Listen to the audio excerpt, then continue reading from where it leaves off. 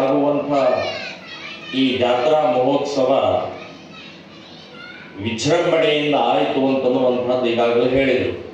ಮತ್ತು ಈ ಸುತ್ತಲೂ ಇಡೀ ತಾಲೂಕಿನ, ಇಡೀ ಜಿಲ್ಲೆಯ ಎಲ್ಲರೂ ಕೂಡ ಈ ಉತ್ಸವದಲ್ಲಿ, ಜಾತ್ರೆಯಲ್ಲಿ ಭಾಗವಹಿಸ್ತಾರೆ. ಇಲ್ಲಿ ಯಾವುದೇ ಭೇದ ಇರೋಲ್ಲ, ಎಲ್ಲರೂ ಒಟ್ಟಾಗಿ.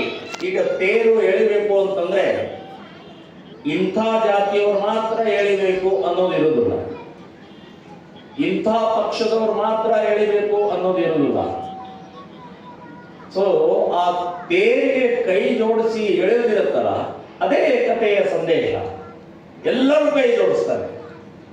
ಅಲ್ಲಿ ಜಾತಿ, ಅಲ್ಲಿ ಪಕ್ಷ, ಅಲ್ಲಿ ಯಾವುದೇ ರೀತಿಯ ಭೇದ ಇಲ್ಲದೆ ಆ ದೇವಿಯ ತೇರನ್ನ ಎಳೆಯೋದೇ ಒಂದು ಸಂದೇಶ ಅಂತಂದ್ರೆ ಏಕತೆಯ ಸಂದೇಶ, ಸಮಾನತೆಯ ಸಂದೇಶ.